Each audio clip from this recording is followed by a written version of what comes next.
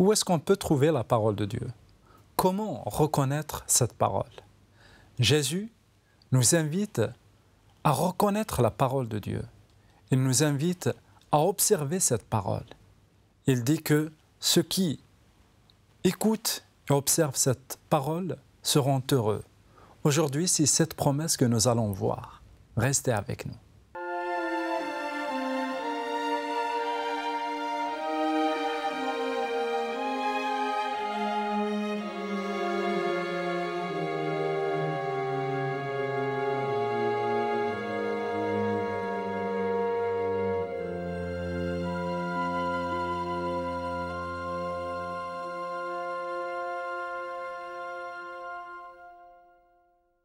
Bonjour et bienvenue pour une nouvelle émission. Nous allons continuer notre aventure dans ces promesses que nous avons déjà commencées. Ce sont des promesses qui sont faites pour nous tous et pour toi qui nous regardes. Avec le pasteur Pierre Péchou, nous allons aussi aujourd'hui avoir ou étudier ou chercher une autre promesse. Bonjour et bienvenue, pasteur Pierre. Bonjour Anafi et bonjour à tous ceux qui regardent ce programme. C'est toujours un plaisir de partager ces belles promesses. Alors, tu viens avec une nouvelle promesse et nos amis, toujours, ils sont là pour écouter et apprendre de ce que Jésus nous a promis et nous dit. Eh bien, je vous propose de lire cette promesse. C'est intéressant que tu dises que nos amis sont là pour écouter parce que justement, c'est ce dont parle la promesse. Elle se trouve dans l'évangile de Luc au chapitre 11 et c'est le verset 28. « Heureux ceux qui entendent la parole de Dieu et qui l'observent. » Heureux ceux qui entendent la parole de Dieu et qui l'observent. Alors, je n'ai pas lu tous les mots du verset pour essayer de faire en sorte que la promesse soit détachée un peu du contexte. Parce que le verset entier dit « Mais il répondit, heureux plutôt ceux qui entendent la parole de Dieu et qui l'observent. » Alors c'est une réponse de la part de Jésus. Voilà. Je le lis entièrement parce que je vais justement replacer cette réponse dans son contexte. Le sujet du contexte n'est pas forcément primordial pour nous.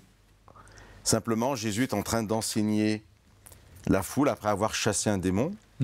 Et en fait, on accuse Jésus de lui-même être complice des démons. Et donc Jésus explique que ce n'est pas possible. Voilà, et ensuite il donne une petite parabole. Les personnes qui sont intéressées pourront la lire à partir du verset 21, je crois. Et puis, le discours de Jésus est tellement puissant qu'une femme va prendre la parole dans la foule, et je lis donc juste le verset avant, le verset 27.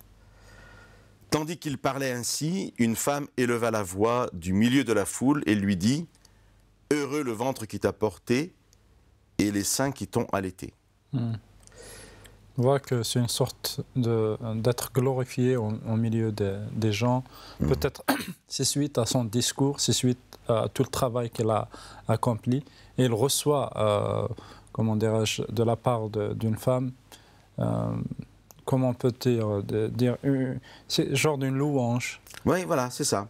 Lui, bon là, cette femme qui prend la parole suffisamment fort pour qu'au milieu de la foule, on l'entende, alors que le texte nous dit, tandis qu'il parlait. On peut même imaginer qu'elle coupe presque la parole. Hein. Mais c'est un cri du cœur un peu de cette femme qui est touchée par le discours de Jésus et qui donc veut, oui, c'est une louange, le glorifier, lui faire honneur en bénissant sa famille. Parce qu'en fait, ici, elle parle de la mère de Jésus, le ventre qui t'a porté, les seins qui t'ont allaité. Et la réponse de Jésus, en fait, est pour décentrer l'intérêt sur lui et porter l'intérêt sur ceux qui vont recevoir le message. Voilà, ça, c'est pas la peine d'en dire plus sur le contexte, c'était simplement pour le repréciser et pour montrer qu'en fin de compte, Jésus n'aura de cesse pendant tout son ministère de ne pas mettre l'emphase, ne pas mettre l'importance sur sa famille. Le risque qu'ont les êtres humains de sacraliser un peu les personnes dès qu'elles ont, dès qu'on sent ces personnes proches de Dieu, on a un peu tendance à les sacraliser. Et du coup, on les divinise un peu. On en fait des petits dieux. En fait, on leur donne plus que ce qu'ils ont. On les met vraiment dans une place, peut-être à la place de Dieu. Exactement. À tel point que même Jésus, qui est fils de Dieu, il le dira dans quelques occasions, aimait vraiment se présenter comme fils de l'homme et non pas fils de Dieu.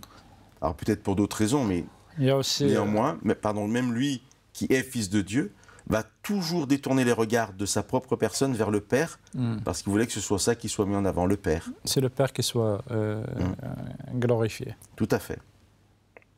Alors, revenons à cette promesse. Heureux plutôt ceux qui entendent la parole de Dieu et qui l'observent. Voilà.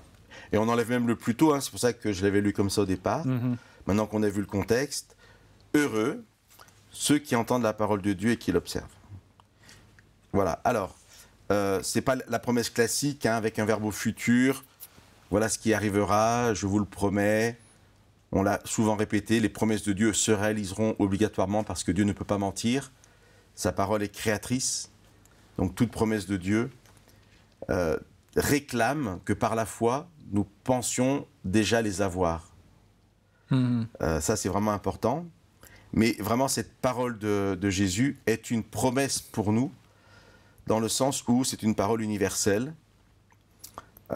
Aujourd'hui, 2000 ans plus tard, j'entends cette parole de Jésus et je sais que je peux faire partie des gens bénis, heureux. Amen. Alors, je pense que la problématique dans ce texte, c'est le fait qu'il y a vraiment une confusion parmi les gens. Il y a ceux qui ne croient pas à la parole, ceux qui voient Jésus accomplir des miracles, mais voilà, ils n'ont rien à faire avec ça. Jésus parlait, et les pharisiens et pas mal de personnes en fait, ne sont pas intéressés par cette parole. Et là, Jésus, c'est dans ce contexte qu'il dit « Heureux l'homme, heureux ceux qui entendent la parole de Dieu ». Alors, comment reconnaître la parole? Alors, en fait, oui, mais alors c'est une question vraiment intéressante. Reconnaître la parole, moi je répondrais, c'est déjà en acceptant de la recevoir et ensuite en la laissant agir dans nos vies. Tu as vraiment raison de souligner ce point, c'est-à-dire qu'il y a une seule foule qui est face à Jésus et dans cette foule, certains vont accueillir la parole, d'autres non, d'autres vont la suivre, d'autres pas. La même foule, enfin je veux dire, des personnes dans la même foule qui ont entendu le même discours, certains diront cet homme est de Dieu et d'autres il est du démon. Oui, c'est ça. Alors, mais peut-être qu'en disant ça, je réponds à ta question en disant il n'y a pas de réponse, c'est-à-dire ça vient du cœur en fait. À un moment, toujours dans l'évangile de Luc d'ailleurs, juste avant, c'est au chapitre 10, Jésus envoie les disciples 2 par 2 pour aller proclamer la bonne nouvelle. Et c'est le début du chapitre 10. Et Jésus dit, voilà, quand vous entrerez dans une maison, je lis, c'est le verset 5, dites d'abord que la paix soit sur cette maison. Donc Jésus dit à ses disciples, là il y en a 72, vous allez aller, ce que vous avez appris de moi, ce que vous avez vu de moi, vous allez aller le partager. Quand vous entrerez dans une maison, dites d'abord que la paix soit sur cette maison. Mais alors, ce qui est intéressant, c'est comment Jésus continue au verset 6. Et s'il se trouve là un homme de paix, votre paix reposera sur lui. Alors, ça m'a toujours intéressé parce que Jésus demande à ses disciples d'apporter la paix à quelqu'un qui est déjà un homme de paix. Et ça, c'est très intéressant, c'est-à-dire l'homme ne pourra recevoir la paix que si déjà son cœur est prédisposé. C'est comme ça que je le comprends. C'est-à-dire, qui que nous soyons, et là, au temps de Jésus, n'importe quelle personne dans la foule, eh bien, pouvait recevoir, entendre et observer les paroles de Jésus, pour peu qu'il avait envie de le faire. Je vais dire ça simplement comme ça.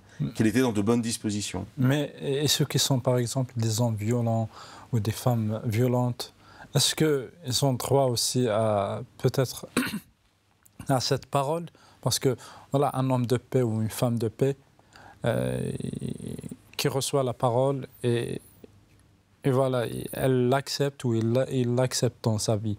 Mais que peut-on dire si un homme ou une femme méchant ou méchante, violent ou violente, comment la parole peut travailler en eux? Peut-être en rappelant un verset de l'Ancien Testament qu'on a déjà cité, où Dieu dit « l'homme regarde à l'apparence, mais moi je regarde au cœur ». C'est-à-dire qu'il y a des personnes violentes qui sont conscientes de leur violence, qui n'excusent pas, qui même luttent, peut-être sans jamais l'avouer, hein, mais contre cette violence, qui la regrettent. Et ça, c'est des personnes qui ont peut-être un fond bon, mais qui, les circonstances de la vie, l'éducation, les souffrances qu'ils ont subies, fait que ce sont des personnes violentes. Alors au passage, Jésus, je parlais de 72 disciples il y a quelques minutes, mais on sait que Jésus avait 12 disciples qui étaient le cercle rapproché, qu'on appelle les 12 apôtres. Et il y en avait qui étaient particulièrement violents parmi eux. On pourrait citer Jean, Jacques et Pierre. Il y a un épisode célèbre où Jacques et Jean veulent faire descendre le feu du ciel sur un village de Samaritains qui ne les ont pas accueillis. Et on sait que Pierre a coupé l'oreille d'un soldat. Alors, Jésus s'est entouré de personnes violentes. J'ai envie de dire, nous sommes tous remplis d'une certaine violence. Moi, le premier. Mais quand j'ai pu entendre la parole, j'ai été touché. Et je pense que Jésus dira aussi, je ne suis pas venu pour les bien portants, mais pour les malades. Donc, que quelqu'un qui nous écouterait et qui se dirait, moi, je suis peut-être trop violent pour être digne de Jésus, de sa parole, non. Je lui répondrai non parce que justement Jésus est venu pour les violents. Et ça me rappelle aussi un épisode dans l'Ancien Testament, un roi, Nabuchodonosor, qui était voilà, un homme de guerre, un homme très très violent et qui n'a pu rien faire devant la parole et qui est devenu après un croyant. C'est que pour dire que cette parole, elle peut vraiment changer les cœurs. Mais aujourd'hui, parce que dans quelques secondes, nous allons avoir une petite pause, mais juste une question. Aujourd'hui, plusieurs vont te dire que voilà, il y a plusieurs livres, il y a plusieurs religions. Comment vraiment reconnaître la véritable parole de Dieu? Et tu me laisses combien de temps pour répondre à ça? Tu as 40 secondes, sinon... oui, non, juste ceux qui entendent la parole, c'est aussi... le verbe grec peut être traduit, c'est ceux qui écoutent la parole. Alors, je répondrai à ta question en développant ça. Entendre, c'est aussi écouter. Écouter, c'est vraiment la recevoir. Et ça serait une façon de répondre à ta question dans la deuxième partie de l'émission. Ok, un grand merci Pierre pour ces éclaircissements, pour cette promesse qui est celle d'écouter et d'obéir et d'observer la parole de Dieu. Nous allons continuer ce débat, nous allons continuer cette promesse à la développer dans la deuxième partie. Restez avec nous.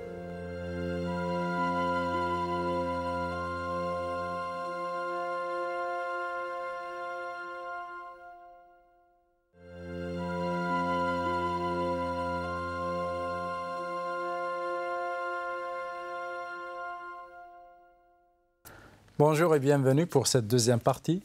Nous allons continuer notre promesse, celle d'entendre et observer la parole de Dieu. Rebonjour Pierre. Rebonjour Anafi. Alors, nous avons vu dans la première partie cette promesse que Jésus en fait a dit, c'est que heureux ceux qui entendent la parole de Dieu et qui l'observent. Oui, en fait, la promesse c'est heureux. Oui, c'est d'être heureux. Mais comment être heureux?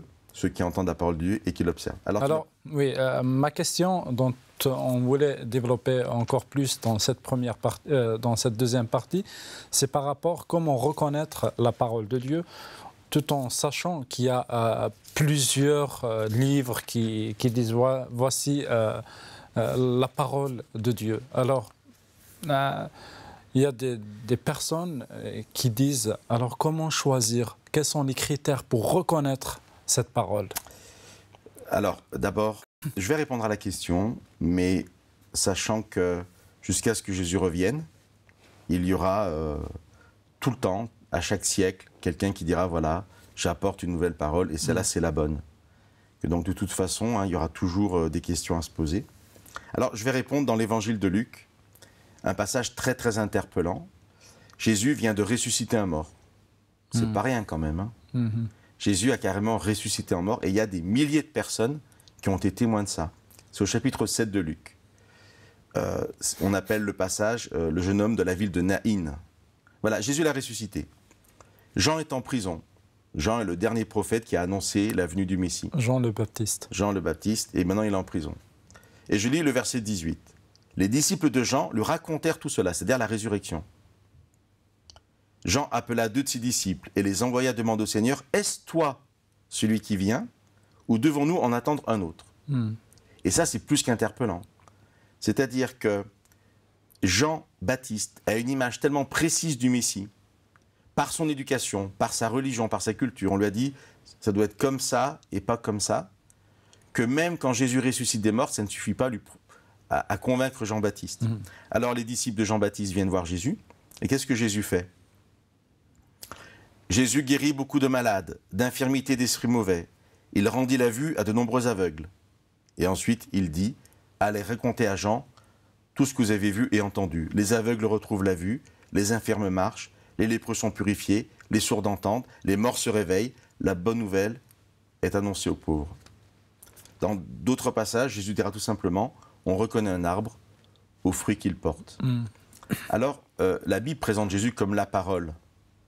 La seule bonne réponse à ta question, comment savoir si c'est la parole de Dieu ? Eh bien, c'est de prendre le temps, et ça concerne chacun. On ne peut pas le faire à la place des personnes. Je ne peux pas les convaincre maintenant. Chacun est responsable de reconnaître le pas.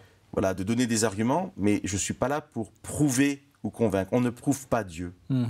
On éprouve Dieu. C'est-à-dire qu'on le met à l'épreuve, ça oui. Et ce n'est pas un blasphème dans la Bible de mettre Dieu à l'épreuve. C'est Dieu qui dit « venez » et plaidons, c'est-à-dire expérimentez ce que je vous dis. Donc, la Bible dira de Jésus, il est la parole de Dieu. Donc, ce n'est pas une preuve, c'est venez à Jésus, écoutez nos émissions, c'est un commencement. Si vous avez l'occasion de pouvoir avoir une Bible, eh bien, lisez la parole. Et cherchez. Et surtout, vous ne serez pas abandonné là-dedans parce que l'Esprit de Dieu va vous aider. Vous allez voir les fruits que Jésus a portés et que Jésus porte dans votre vie. C'est l'ensemble de nos promesses qui parlent de ça. Alors, tu invites nos amis beaucoup plus à une recherche de Dieu à travers la parole. Oui, mais je pense que nos émissions servent vraiment à les aider à ça. C'est vraiment un point de départ. Alors, oui, je les invite à ce que tu viens de dire parce que notre promesse, c'est heureux. Voilà, vous serez heureux, vous êtes heureux. Comment être heureux ? Entendre ou écouter la parole et l'observer. Et donc, en fait, c'est vraiment l'observer, c'est-à-dire la mettre en pratique. Mais qu'est-ce que ça veut dire ? Mais c'est ça. En fait, comment faire le lien entre écouter et aussi mettre en pratique cette parole ? Et puis, je peux mettre en pratique n'importe la plus belle phrase du monde, le plus beau enseignement du monde, le plus bel enseignement du monde, peut être un instrument de mort, en fait, suivant comment on l'exécute. Et je vais lire un autre passage qui se trouve dans l'évangile de Jean, chapitre 4, où Jésus parle avec une simple femme, même pas juive, samaritaine. Et il lui dit, l'heure vient, et c'est maintenant, où les vrais adorateurs adoreront le Père en esprit et en vérité, car tels sont les adorateurs que le Père cherche. Et pour moi, c'est vraiment un verset à mettre en face de cette promesse. Vous serez heureux si vous observez la parole, mais l'adoration du Père, parce que l'observation peut être liée à l'adoration, eh bien l'adoration du Père se fait en esprit et en vérité. N'importe qui peut prendre n'importe quel texte sacré de la Bible et tuer des gens avec, j'ai envie de dire. Alors c'est un peu peut-être choquant ce que je dis, mais voilà, au nom de Dieu, on peut faire tout et n'importe quoi. Mais est-ce que la Bible, si on parle de la Bible, est-ce qu'elle nous encourage à faire ça ? Non. Mais non, bien sûr que non. Mais tu ne peux pas empêcher quelqu'un, en fait. C'est même une prophétie qui est annoncée. C'est-à-dire qu'à la fin des temps, des gens, au nom de Dieu, peuvent tuer d'autres personnes. Oui, c'est ça. Mais quand on voit la parole de Dieu, quand on voit la Bible, quelles sont les directions dont elle nous guide et elle nous dirige vers? Alors, je peux revenir au passage que j'ai déjà lu. C'est-à-dire comment Jésus va prouver qu'il est envoyé de Dieu à Jean-Baptiste. Il guérit des aveugles, des infirmes, il ressuscite des morts, il annonce la bonne nouvelle. Et j'ai rajouté à ce moment-là la parole de Jésus qui dit « On reconnaîtra un arbre aux fruits qu'il porte ». Et c'est vraiment là, c'est-à-dire, en fait, tout ce qui va dans le sens de la vie, du bien, est conforme à l'évangile, à la parole de Dieu. Tout ce qui va dans le sens de la violence, de la mort, du mal, est contraire à Dieu. Ouais. On ne peut rien faire de mal au nom de Dieu. Mais parce qu'en lisant la Bible, on trouve des passages, tu aimeras ton ennemi, tu feras du bien pour ton ennemi. Alors, il y a dans à travers l'histoire, même jusqu'à présent, il y a des gens qui essayent d'accuser la Bible que c'est un livre qui appelle à la violence. Il y en a ceux qui disent bon, c'est un livre qui doit être maintenant, comment dirais-je, supprimé et ne sert à rien. Il y a aussi ceux qui disent que ce livre est falsifié. Il y a plusieurs accusations sur la Bible, quoi. Oui, mais j'ai envie de dire, on ne peut rien y faire. C'est-à-dire qu'il y en aura toujours. Mais la personne qui dit, quand je vois ce que les hommes ont fait du Dieu de la Bible, quand je vois ce qu'on a fait au nom de la Bible, on peut reprendre l'histoire de la chrétienté, eh bien, je ne pense pas, voilà, je doute de la Bible, je doute de Dieu. Mais moi, quand je vois ce qui s'est passé, je doute de l'homme. Je ne doute pas de Dieu. Justement, c'est bien parce que l'homme est capable de faire ça au nom de Dieu, au nom de n'importe quoi, que Jésus vient en disant « Stop !»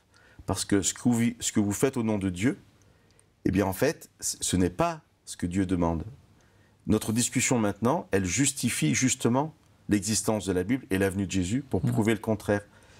Et quelqu'un qui est vraiment honnête et sincère dans sa lecture, en fait, quelqu'un qui entend la parole de Dieu et qui l'observe, ce qui la met en pratique, aimera ses ennemis, bénira ceux qui le maudissent, tendra la joue droite quand on lui frappera la joue gauche, donnera son manteau quand on lui demandera, etc. Enfin, tout ça, ce sont des paroles de Jésus.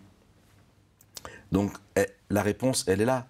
Après, je reviens à ce que je dis tout au début, c'est que Jésus a un discours extraordinaire. Des personnes par centaines, par milliers vont se convertir. Dans la même foule, d'autres vont dire, il a un démon s'il parle comme ça. Donc, on voit bien que quelque part, il n'y a pas de réponse. C'est-à-dire que si tes questions sont sur le domaine de la raison, et que je peux te donner des arguments raisonnables, des arguments qui sont issus de notre réflexion, de notre intelligence. Mais à un moment, ça ne suffira pas. C'est-à-dire, il faut vraiment que son être intérieur, son cœur, comme on en a parlé, soit touché par Dieu. Et ça appartient à chacun. Et aussi, il y a l'élément de la foi qui doit aussi jouer un grand rôle. C'est un peu ça, tout à fait. Mais aussi, je pense qu'il y a un point, c'est ce qui revient à l'homme, d'accepter ou non, c'est ce que tu viens de dire, et aussi ceux qui nous regardent, ceux qui suivent ces émissions, aussi à la fin, nous, on propose quelque chose, qui est la parole. Mais après, le choix revient à notre ami qui regarde, qui suit, et qui aussi a une occasion ou a la chance pour étudier la parole. Ah, oui. C'est vraiment ça, Nafi. Maintenant, il y a un piège. C'est que quand on entend « heureux », donc la conséquence, la promesse est là. « Heureux ceux qui auront fait deux choses, écouter la parole et l'observer ». Le piège, c'est qu'est-ce qu'observer la parole ?